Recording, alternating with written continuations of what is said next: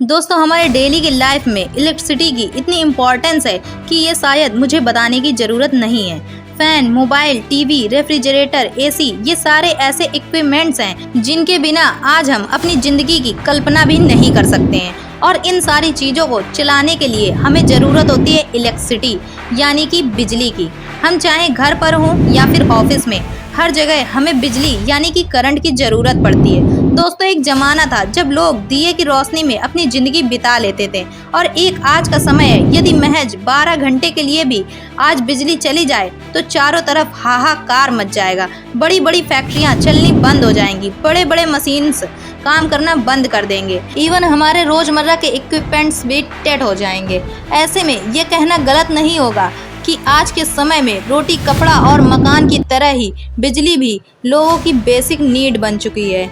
यहाँ पर सोचने वाली बात यह है कि जो चीज़ हमारी लाइफ में इतनी ज़्यादा ज़रूरी है, उस चीज़ का आविष्कार किसने किया, कि किसने इलेक्ट्रिसिटी यानी बिजली का इन्वेंशन किया और सबसे ज़रूरी कब किया। दोस्तों, अगर आप भी इलेक्ट्रिसिटी के इतिहास के बारे में जानना चाहते हैं और अपने ज्ञान को बढ़ाना चाहते हैं तो इस वीडियो में हमारे साथ तक अंत तक बने रहिएगा।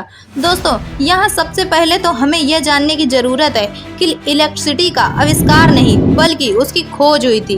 खोज और आविष्कार में बहुत बड़ा डिफरेंस होता है, जिसे लेकर अक्सर लोग कंफ्यूज रहते हैं। पर आज के इस वीडियो में हम आपके इस कंफ्यूजन को भी हमेशा के लिए दूर कर देंगे।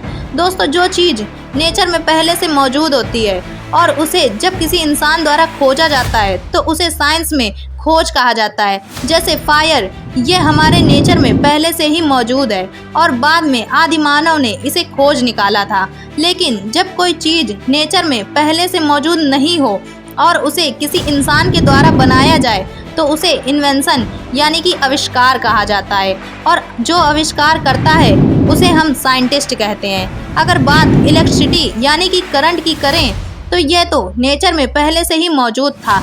यह कहना गलत होगा कि इलेक्ट्रिसिटी का इन्वेंशन हुआ, क्योंकि इलेक्ट्रिसिटी की तो खोज हुई थी।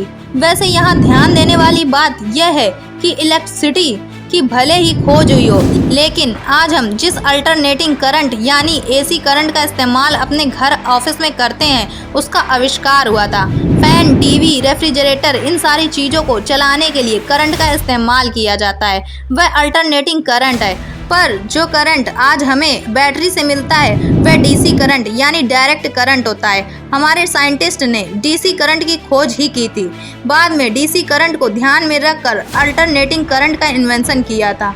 और आपको यह भी पता होना चाहिए कि यह सभी खोज और इन्वेंशन किसी एक इंसान के द्वारा नहीं किए गए हैं, बल्कि यह अलग अलग समय में अलग अलग लोगों के द्वारा किया गया है। और अगर समय काल की बात करें तो 2700 BC पहले तक लोगों को सिर्फ इतना पता था कि कुछ मछलियाँ ऐसी होती हैं जिन्हें छूने से झटके का एहसास होता है, लेकिन वो लोग इस बात से अनजान थे कि वह झटका असल में करंट का ही एक रूप है। लोगों का ध्यान करंट की तरफ 600 BC में गया, जब थेल्स नाम के एक साइंटिस्ट ने कांच के एक टुकड़े को और रेशम के धागे की मदद से इलेक्ट्रिसिटी की खोज की। उन्होंने अपने इस एक्सपेरिमेंट के लिए कांच के एक टुकड़े को कुछ देर तक रेशम के धागे पर रगड़ा और फिर जब वह कांच के टुकड़े को कागज के पास ले गए तो उन्होंने पाया कि उस कांच के टुकड़े में एक खास तरह की पावर आ गई है।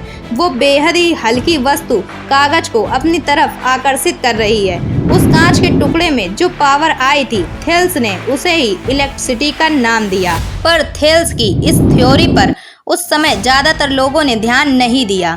इसके बाद साल 1772 में बेंजामिन फ्रैंकलिन नाम के एक महान साइंटिस्ट ने अपने एक एक्सपेरिमेंट में यह साबित किया कि आसमान में चमकने वाली बिजली करंट का ही एक रूप है। आप यह जानकर शॉक हो जाएंगे कि बेंजामिन फ्रैंकलिन ने अपने इस एक्सपेरिमेंट के लिए अपनी जान तक को जोखिम में डाल दिया था। एक्चुअली जब एक रोज़ तेज आंधी और तूफान के साथ बारिश हो रही थी, उस समय बेंजामिन फ्रैंकलिन ने अपने एक्सपेरिमेंट के लिए एक पतंग ली और उस पतंग की डोर में एक चाबी लटकाकर पतंग को आसमान में उड़ाने लगे। थोड़ी देर बाद जब आसमान में बिजली कड़की तब बिजली पतंग की भीगी हुई रस्सी से होते हुए चाबी तक आ गई, जिससे बेंजामिन फ्रैंकलिन को बिजली का झटका महसूस हुआ और इस तरह से बेंजामिन फ्रैंकलिन ने यह साबित कर दिया कि आसमान में कड़कने वाली बिजली करंट का ही एक रूप है। वाकई बेंजामिन फ्रैंकलिन एक ग्रेट साइंटिस्ट थे। दोस्तों, उनकी इस महान थ्योरी की वजह से ही बिजली की खोज करने का श्रेय उन्हें दिया जाता है। बेंजामिन फ्रैंकलिन के बाद साल 1800 में इटली के एक महान वैज्ञानिक अलेसेंड्रा ने केमिकल रिएक्शन से बिजली बनाई थी, जिसे उन्होंने इलेक्ट्रिक सेल का नाम दिया। इलेक्ट्रिक सेल को ही आज हम बैटरी के रूप में जानते हैं, यानी आज हम जिस बैटरी का इस्तेमाल करते हैं उसे बनाने का श्रेय अलेसेंड्रा को जाता है। वैसे अलेसेंड्रो वोल्टा के नाम पर ही electricity potential, potential difference and electromotive force की डिराइव्ड यूनिट का नाम वोल्ट रखा गया है। दोस्तों, ये खोज और आविष्कार यहीं नहीं रुके।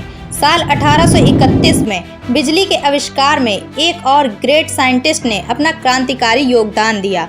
उस साइंटिस्ट का नाम था माइकल फैराडे।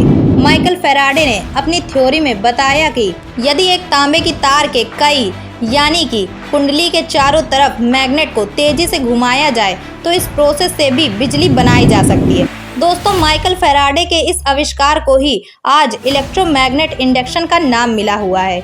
माइकल फैराडे के इस प्रयोग का इस्तेमाल करके साल 1878 में अमेरिकन साइंटिस्ट थॉमस एडिसन ने अमेरिका में और ब्रिटिश साइंटिस्ट जोसेफ स्वान ने ब्रिटेन में फिलामेंट बल्ब का आविष्कार किया और इस तरह से इन दो महान वैज्ञानिकों ने पूरी दुनिया को बिजली के बल्ब के आविष्कार का तोहफा दिया।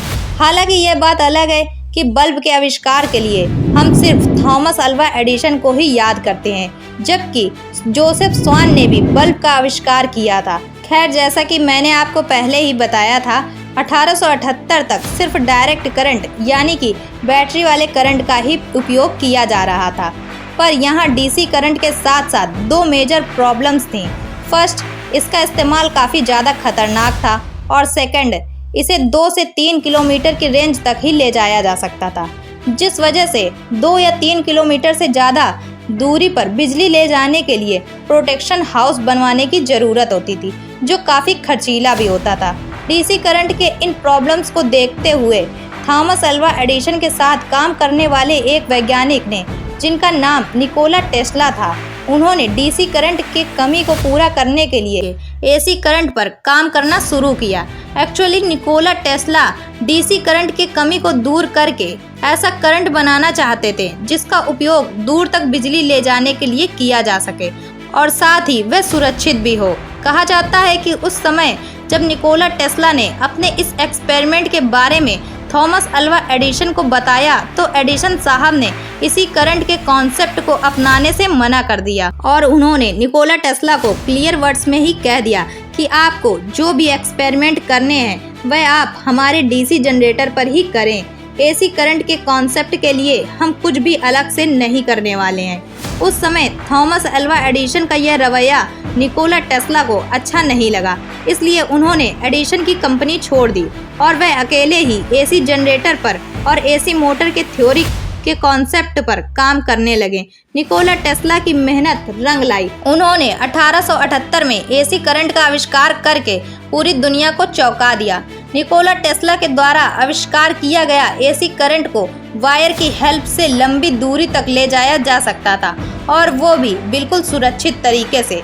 दोस्तों, अब तो आप समझ ही गए होंगे कि बिजली की खोज से लेकर उसके आविष्कार तक कई सारे वैज्ञानिकों ने अपनी थ्योरी और कॉन्सेप्ट पर काम किया और उन्हीं की मेहनत का ये नतीजा है कि आज हम अपने घर में बैठे बैठे कंप्यूटर, फोन, लैपटॉप, पंखा, फ्रिज, एसी जैसे कई इलेक्ट्रिसिटी से चलने वाले इक्विपमेंट्स का इस्तेमाल बस एक स्विच दबाकर कर सकते हैं। भारत में बिजली का आविष्कार कब हुआ? दोस्तों, भारत में अगर बिजली के आविष्कार की बात कहें तो आपको जानकर हैरानी होगी कि भारत में बिजली का आविष्कार आज से हजारों साल पहले ही हमारे ऋषि मुनियों ने कर दिया था।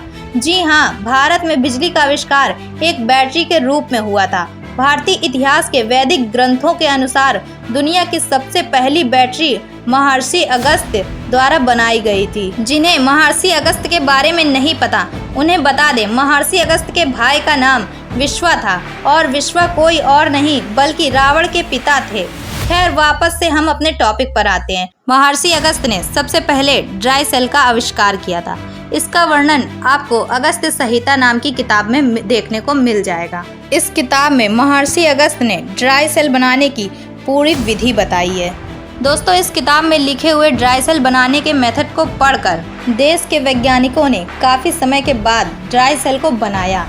यानी कि ये कहना गलत नहीं होगा कि ड्राई सेल बनाने की तकनीक हजारों वर्ष पुरानी है, लेकिन यह हमारा दुर्भाग्य है कि उस समय पेटेंट कराने का कोई साधन नहीं था, जिस वजह से आगे जाकर बिजली का आविष्कार कराने का श्रेय अमेरिका और इंग्लैंड के वैज्ञानिकों ने ले लिया। दोस्तों, साल 1869 का समय था जब सबसे पहले भारत के कोलकाता शहर में इलेक्ट्रिसिटी बनाने वाली फैक्ट्री लगी थी, जिसके बाद साल 1905 में देश की राजधानी दिल्ली में डीजल से इलेक्ट्रिसिटी का प्रोडक्शन शुरू किया गया।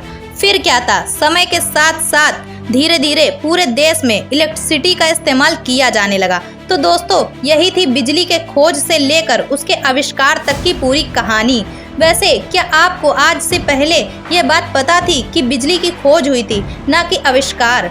आपका जवाब हमें नीचे कमेंट सेक्शन में ज़रूर बताइएगा। और अगर इस वीडियो से आपको कुछ नया सीखने को मिला है या फिर ये इंटरेस्टिंग लगा है तो प्लीज़ इस वीडियो को एक लाइक करके अपने फ्रेंड्स और फैमिली को ज़रूर शेयर करें। और यदि आप इस चैनल पर नए हैं तो प्लीज़ इस चैनल को सब्सक्राइब करके बेल नोटिफिकेशन आइकन को ऑन कर लीजिए, ताकि हमारे आने वाले वीडियोज़ आप मिस ना करें।